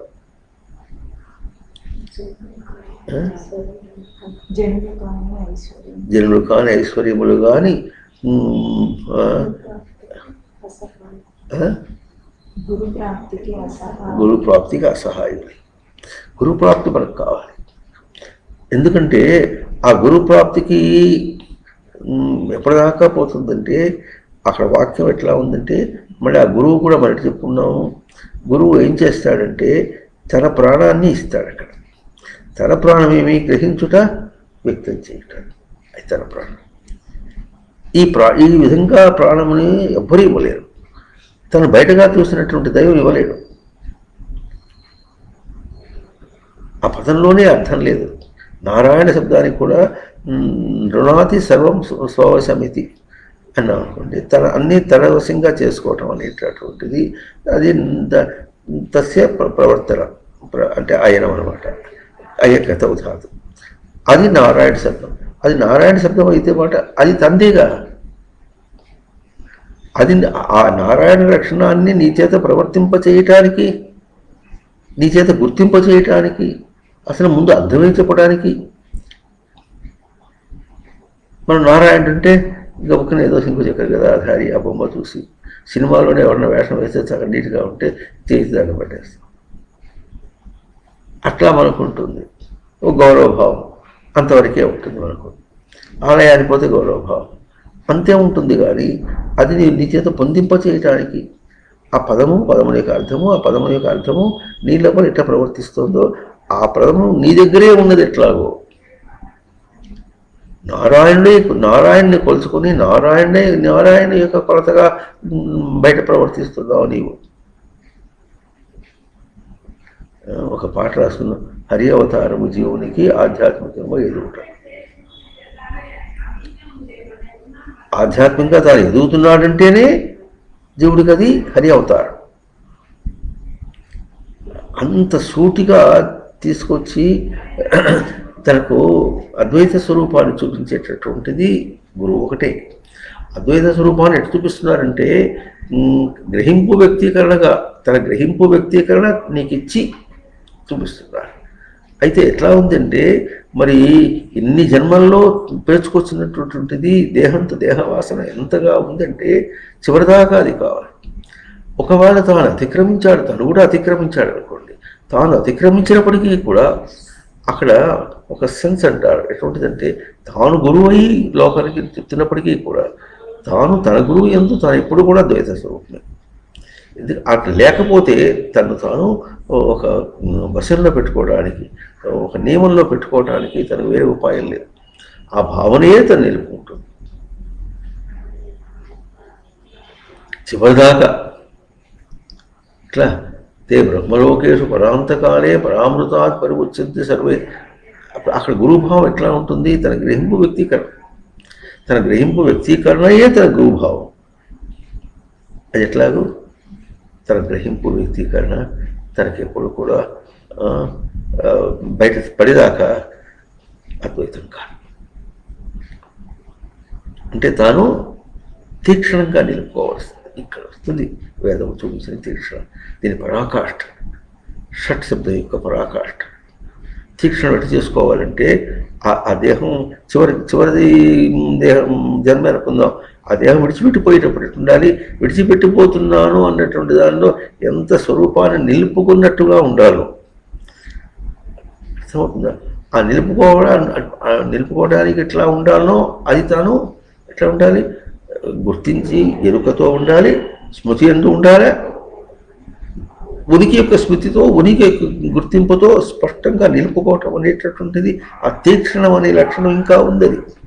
అది తనకు ద్వైతమును అతిక్రమించేటటువంటి సాధన, గురు లక్షణం అది. కనుక గురుభావం అనేటటువంటి ఎట్లా ఉంటుందంటే గురుభావానికి ఎప్పుడు కూడా ద్వైతం రాకూడదు. దేహం అంటూ తన గురువు జ్ఞానం ప్రసాదించినటువంటి గురువు దేహంలో ఉంటే దేహం కూడా గురువుతో సమానమవుతాడు. ఆ దేహానికి ఎటువంటి సేవ చేసినప్పుడు కూడా గురువుతో సమానం. ఎందుకంటే ఆ దేహాన్ని కాపాడుకుంటే అక్కడి నుంచి 4 మాటలు తనకు వస్తాయి. అవునా? దేహం విడిచిపెట్టిపోయేంత మాత్రం చేత గురువు తను విడిచిపెట్టిపోలేదు. ఎందుకంటే గురువుతో తను సన్నిహితం అంటే మళ్ళీ ధారణ పోషణ లేక ఏ మాత్రం పరిచయం అనుకుందాం. పరిచయం అంటే ఇదివరకు కూర్చుకోలే గురువుని, ఇప్పుడు కూర్చుకున్నాడు. తన ఆలోచనలోకి, తన లెక్కలోకి, తన భావంలోకి గురువు అన్న ఒక స్వరూపాన్ని కూడా కూర్చుకున్నాడు. ఆ కూర్చుకున్నటువంటి పరిచయం దగ్గర నుండి కూడా అర్థమైంది తనకు అద్వైతమునే చూపిస్తున్నాడు. ఎట్లా అద్వైతం చూపిస్తున్నాడు? ఏది ద్వైతం కాదు, అన్నీ ద్వైతములే. నీ స్వరూపమే అద్వైతం. దైవం కూడా తనకు ద్వైత స్వరూపం. చదువుతున్నాడు. మన మఠంలో కూడా కొంతమంది ఉన్నారు అట్లా ఎదురుబడిన ఫోన్ ఎత్తిన ఓం కృష్ణ అంటాడే కానీ నమస్కారం అని మాట చెప్పడానికి కూడా వాళ్ళకి తెలియదు. ఓం కృష్ణ అంటే అప్పుడు గొప్ప. చెప్పాక ఓం కృష్ణ ఇక్కడ చూపించారు కనుక ఓం కృష్ణ అంటే గొప్ప అనుకుంటారు. ఓం కృష్ణ అనే మాట ఎట్లా ఉంటే అవతల ఎవరు వచ్చినప్పుడు కూడా మనం హలో అనకుండా ఆ శబ్దాన్ని వాడు ఎంతైనా అర్థం చేసుకొని అనే విధంగా మనం అది కూడా తెలియదు. పాటలో రాసినప్పుడు కూడా గుర్తెరిగి గురువు ఉండగా వారు ఉండు దైవం ఉండునే అని పాటలు రాసినప్పటికి కూడా ఏవి రాసినా సరే ఇట్లా చచ్చర పుట్టునే పనులు చెప్పిన నేను నెయ్యి చచ్చనైనా ఏమి ఇచ్చినైనా కారణం లేకపోతే నేను అయితే వాళ్ళకి మర్యాద లేదా గౌరవం లేదంటే ఉంది. సామాన్యంగా అందరు ఎట్లా ఉంటున్నారో అంత గౌరవం వాళ్ళకు ఉంది. అంత గౌరవం ఉన్నప్పటికీ కూడా ఫోన్ ఎత్తితే నమస్కారం అన్న పదం వేయడానికి కూడా తెలియదు. అంత ఎట్లా ఎట్లా అజ్ఞానం తనలో పరివర్తనకి అందించుకోవటం అర్థం కాదు.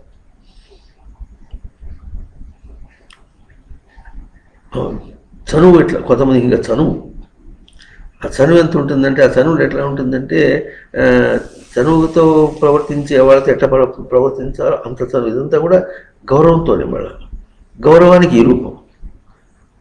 ఇవన్నీ కూడా ద్వైత స్వరూపాలే. గురువుకే ద్వైత స్వరూపం. గురువుకి ద్వైతం చూశాడు కానీ గురువు ఎందుకు తనకు ద్వైతం పెట్టుకొని ఉంటే అప్పుడు గురువు ఏమందిస్తాడు అర్థం. గురువు తాను ద్వైత స్వరూపమే. కానీ గురువునే ద్వైతంగా చేస్తే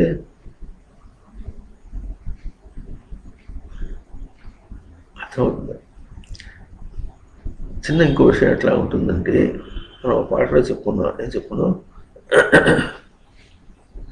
తేరి చూడగా గురువు కాదు, తెప్పిరిల్ల గురువు కాదు, సంశయించి భీతిల్లి త్రంచుకొనగా గురువు కాదు. ఇట్లా అనుసరించి అది కూడా ఒకటి, అనుసరించి అది కూడా ఒకటి గురువు అనగారయ్యా. ఎట్ట మొదలవుతుందంటే, ముందు తేరి చూస్తాడు, చాలా గొప్పవాడే, చాలా చెప్తాడు. తర్వాత కొంత విన్న తర్వాత తెప్పెళ్ళాడు. ఇప్పుడు నాకు అర్థమైంది, తెప్పెళ్ళు.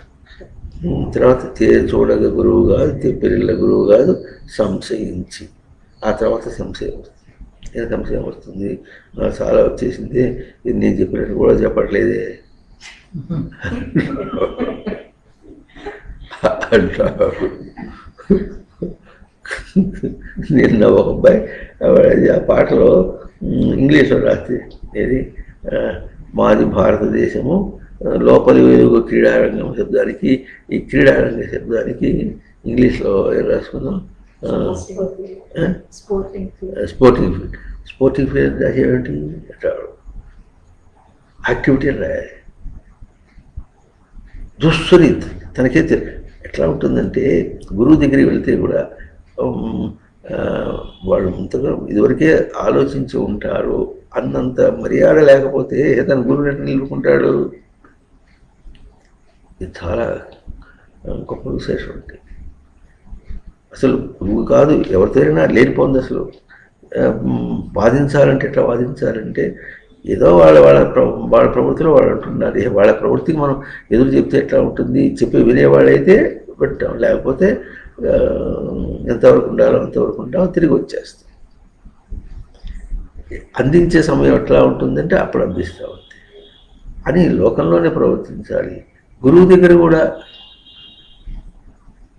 గురువు ఎప్పుడు తప్పు చెప్పాడు అన్న నమ్మకం లేకపోతే మనం ఎట్లా ముందుకు పోతాం? ఆలోచించి ఉంటారని వ్యవహారిక విషయం కానీ వేదాంత విషయంలో కానీ ఏదైనా సరే.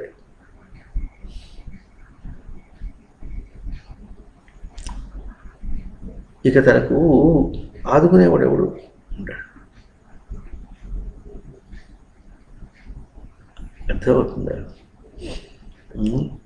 ఒకసారి స్వామివారితో ఒక ఆయన, మాకు కూడా కొన్ని తెలుసండి,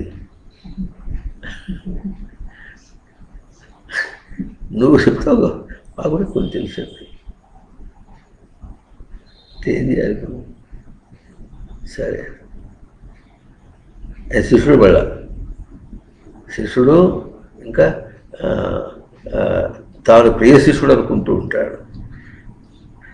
ఒకరు ఎట్లా ఉంటుందంటే, ఏదో వస్తున్నాడు పోతున్నాడులే, తెలుసుకుపోతాడు లేని పొంది అని చెప్పి కాస్త వాళ్ళు ఓర్పు పడతారు. ఆ ఓర్పు పట్టేటప్పటికీ అది తరువు అనుకుంటే వైబో చాలా ఉంటాయి. దాన్ని ఏమంటారంటే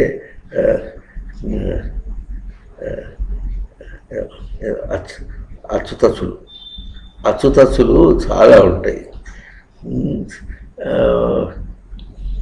ఇంకేదైనా అవకాశం వచ్చి ఏదో వ్యవహారిక విషయం వస్తే ఆ వ్యవహారిక విషయంలో మళ్ళీ అక్కడ మీకేం తెలుసు?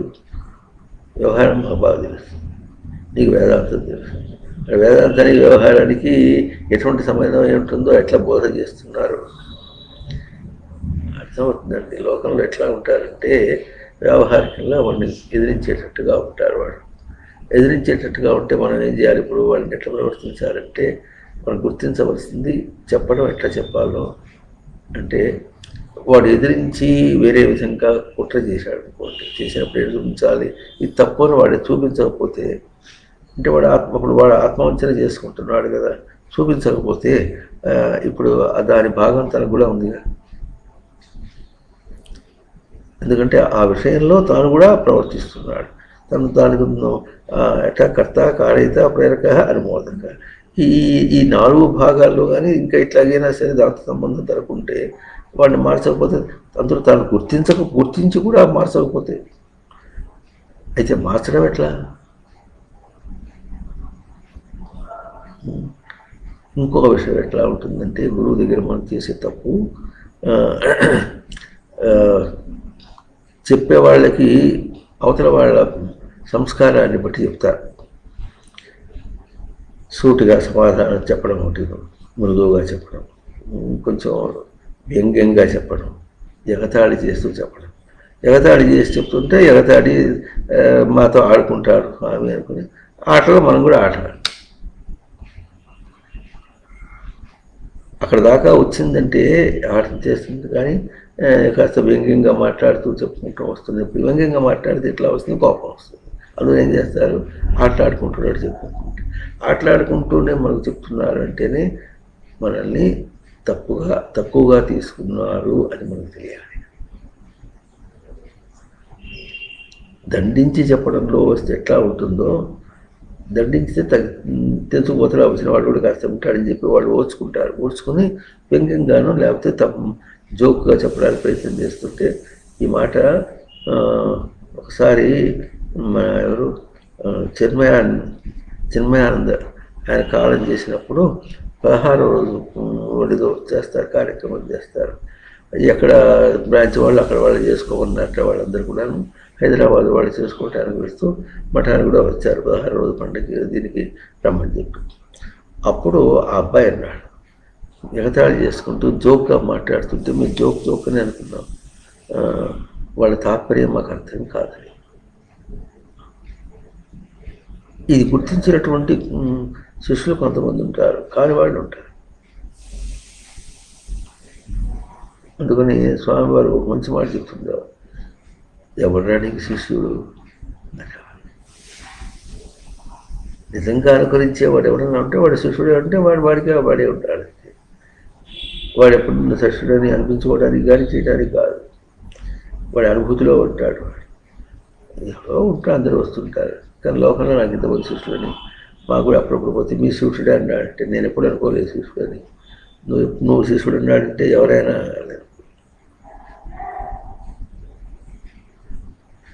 గురువుని గుర్తించడం అంత సులభమేం కాదు.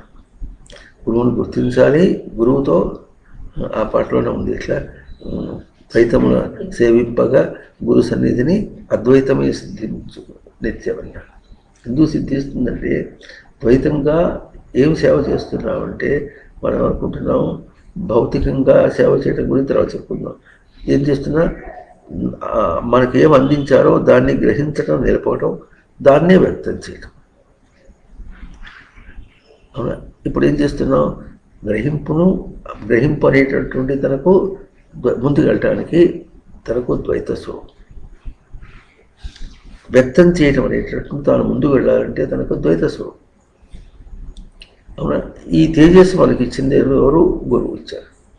దీన్ని ఎప్పుడు చేశామో ఇది గురువుకు వినయం. అవునా? ఇది అభ్యాసం చేసేప్పుడు ఎట్లుండాలంటే, ఎట్లా ఉంటుందంటే, పూర్తిగా అన్నం తిన్న తర్వాత, ఆకలేసిన వాడు అన్నం తిన్న తర్వాత అన్నం తిన్నటువంటి తృప్తితో ఎట్లా ప్రవర్తిస్తాడో ఆ తృప్తితో ప్రవర్తించడం అన్నమాట.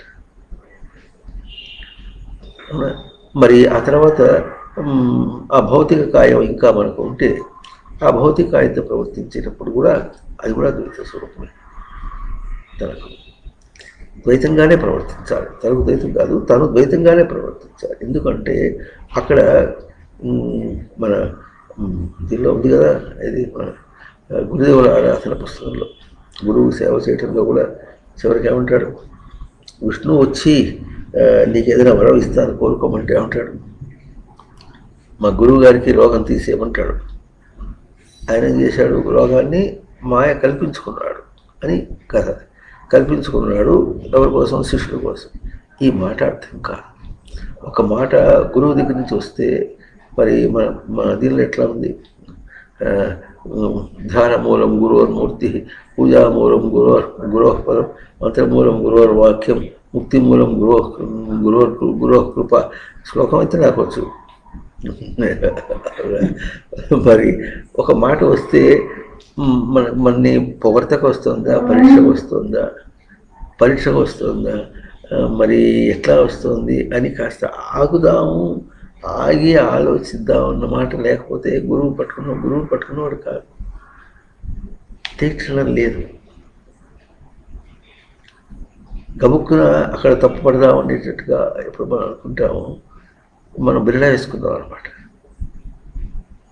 లేకపోతే అక్కడ సింకిద్దామంటే బిర్లా వేసుకుందాం అన్నమాట. మరి ఏమన్నాడు?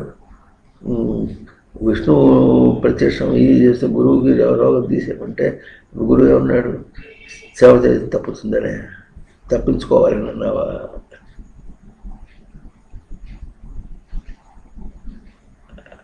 ఎట్లా ఉంటుంది ఆ వాక్యం? నాకు సేవ చేయడం కష్టమైందేనా, రోగం తీసేయమని చెప్పి విష్ణువుని వరం కోరారు. ఆ మాటలో అర్థం లేదు. పరీక్ష చేయకుండా, పరీక్ష చేసి ఏం చేస్తాడు? సర్టిఫికేట్ ఇస్తాడా? పరీక్ష చేసి చూసుకుంటాడు ఎంతవరకు అందుకున్నాడా చేయాలి. లేకపోతే ఇంకో విషయం బాగా గుర్తించవలసింది ఎట్లా ఉంటుందంటే, మన గురించి మనకంటే మన గురించి గురుదేవుడు బాగా ఆలోచన చేస్తారు. ఎవరెట్టున్నా ఎంత దూరంలో ఉన్నా సరే ఆలోచన చేస్తారు. సమయాన్ని అందించుకొని వాడికి ఎట్లా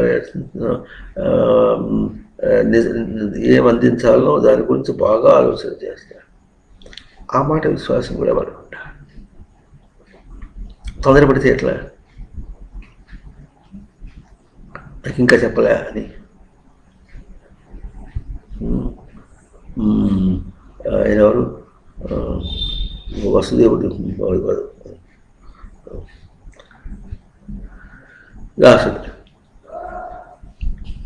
వ్యాసుడు ఆయన ఎవరు? భాగవతం చెప్పారు ఆయన సుఖ మహర్షికి. ఏం చెప్పాడు? అది ఎట్లా అయింది, ఇది ఎట్లా అయింది, నాకు ఇంకేదో ఉంది, నాకు నువ్వు చెప్పట్లేదు, దాచిపెట్టావు, నువ్వు చెప్పట్లేదు, నువ్వు దాచిపెడుతున్నావు, చెప్పట్లేదు, దాచిపెడుతున్నావు.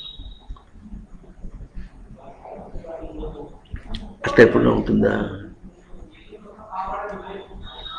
అసలు గురువు ప్రవర్తనలో శంకించామంటే ఒక విషయం చెప్పుకుంటాం. లోకం ఎట్లా ఉంటుందంటే ఎంతైనా సరే బయటపడకుండా ఉంటుంది. లోకంలో సాధారణంగా స్త్రీ భర్త వల్ల ఎన్ని తప్పులు తిన్నా, ఎన్ని జరిగినా, ఏం జరిగినప్పుడు కూడా ఇంట్లో పుట్టింటి కూడా చెప్పుకోరు సాధారణ. ఇంకా బయట చెప్పేటప్పుడు కూడా భర్త యొక్క దోషాన్ని బయటికి రానియకుండా చేసుకుంటారు. ఆ మాత్రం గౌరవం కూడా గురువు దగ్గర ఉండకపోతే తీర్చడం ఎట్లా? తను తీర్చడం చేసుకోవడానికి ఒకటే ఉపాయం గురువు. అందరూ తన ద్వైత స్వరూపాలే. దైవం దగ్గర నుండి బయట దాకా అన్నీ కూడా ద్వైత స్వరూపాలే, ఛాయా మాత్రమే. వాటి యొక్క స్వరూపం తన దగ్గరే ఉన్నది. దాన్ని గ్రహింపచేయద్దు. గ్రహింపచేయటం అనేది మరి ఇన్ని జన్మల్లో చేతకానటువంటిది చూపించడం అనేది చాలా కష్టం. అందులో సూటిగా తనగా చూపించడానికి వచ్చినప్పటికీ అది ఒక మంచి మాట చూపిస్తే, ఒక మాట చూపించినటువంటి మంచి మాటకి ఇంకో మాట చూపించిన దానికి తేడా ఉందనో, లేకపోతే సృష్టిలో వ్యావహారిక దృష్టి ఎట్లా ఉంటుందో అసలు ఈ జగత్తు చెప్పడమే శాస్త్రం అంటే చెప్పింది. ఇది మాయా జగత్ అన్నట్టుగా. అంటే మాయా జగత్ అంటే మాయా అంటే మోసం అన్నట్టుగా అర్థం కాకుండా ఇది కొలత అనే మాట చూపించింది. బయట ఎంత నా తెలుసు. ఆ తర్వాత బాహ్య స్పర్శకు వెళితే తన కొరత పోగొట్టుకుంటాడని చూపించి, ఇంకా ఎట్లా ఉంటుంది? అట్లా దృష్టిని మార్చుకుంటే ఈ జగత్ ఎట్లా కనిపిస్తుంది? బ్రహ్మమయం, భ్రాంతిమయమైనటువంటిది జగత్తుకి బ్రహ్మమయం. అంటే ఇప్పుడు దేని గురించి మాట్లాడాలి? పోలిక ఆ తేడా ఎక్కడి నుంచి వచ్చిందా, ఏమైనా మారిపోయిందా? దానికి స్వరూపం లేదు. కనుక ఎట్లా అర్థం చేసుకోవాలి, సమన్వయం ఎట్లా చేసుకోవాలి? ఆ సమన్వయం చేసుకోవటం అన్నటువంటిది తనకు ఎక్కించి ప్రవృత్తి ఉన్నప్పటికీ కూడా చాలా కష్టం. ఆ విజ్ఞానం గురువుకే తెలుస్తుంది. గురువుకు తెలుస్తుందనే మాట తనకు గురువు ఉండాలి, పట్టుకునే గురువుని సరిగా పట్టుకోవాలి, ఆ గురువుకి ఎంతో సంశయం లేకుండా ఉండాలి. ఇప్పుడు లోకంలో ఎట్లా ఉంటుందంటే గురువైన వాడు సంపూర్ణుడు కాదు, అయినా గురువు ఎంతో నమ్మకం. అది ఎట్లా ఉంటుందంటే ఒకసారి పరిచయం అయినటువంటి ఆయనే నొస్సంలో ఉంటాడు. ఆయన బాగా పరిచయం బాగా. ఆయన ఏం చేశాడు, తన శిష్యుడు మాకు బాగా పరిచయం. ఇప్పుడు ఒక చోట ఉంటే కూడా కాస్త ఏదో సేవ చేశాడు. అతనికి సన్యాసి దీక్ష ఇస్తున్నాడు. ఏమిటో వాళ్ళ ఇవ్వటం అంటే ఎట్లా ఉండదో, ఆయన స్నేహం పిలిచాడు కనుక వెళ్ళాం. మరి మనం నేతనేస్తుంటాం కనుక కాషాయ బట్ట తీసుకుని వెళ్ళి ఇవ్వడానికి వెళ్ళాం అన్నమాట. ఇచ్చి అబ్బాయికి ఇస్తూ మరి ఆయన ఏం చేస్తాడంటే అడ్డపంచ కట్టి బనీని వేస్తాడు. మరి నువ్వు అడ్డపంచ కట్టి బనీని వేస్తావా, ఏకవస్త్రం కడతావా అని అతన్ని అడిగాం. గురువు ఎట్లా చెప్తే అట్లా.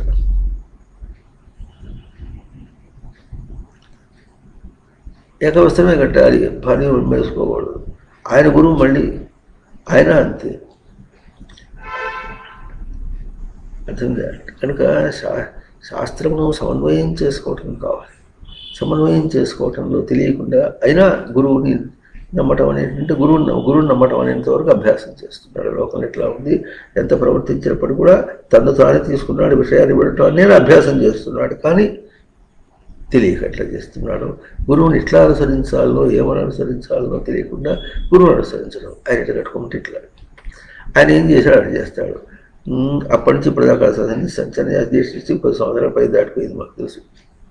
అయినప్పటికీ కూడా జ్ఞానమును సంపాదించాలి, ఆచరణలో సరిగా ఉండాలనే విషయం మాత్రం అబ్బాయికి తోచలవుతాడు.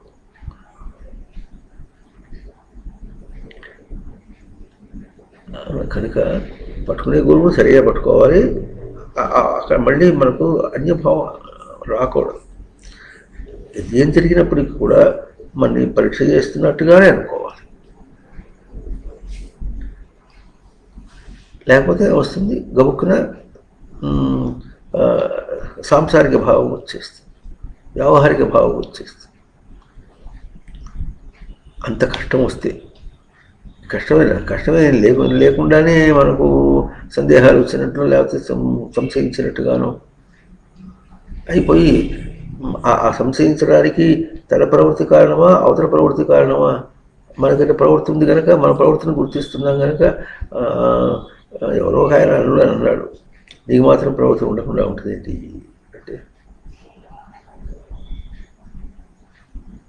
అంటే బాగుపడతాడు. ఇక సరే, ఎవరెవరి కారణాలు వాళ్ళు ఉంటాయి. ఇటువంటివి దోషం ఎప్పుడు వస్తుందో వేదం మనకు అర్థం కాదు. వేదము ఒక్క పదం మీద ఇంత సవరిస్తోందంటే ఇది తను తాను తీక్షణం చేసుకోవటం అన్న పదం మీద ఇంతగా చెప్తోంది అంటే ఎట్లా చేసింది? మన మొత్తం శోధన చేసినట్టుగా చూపిస్తోంది.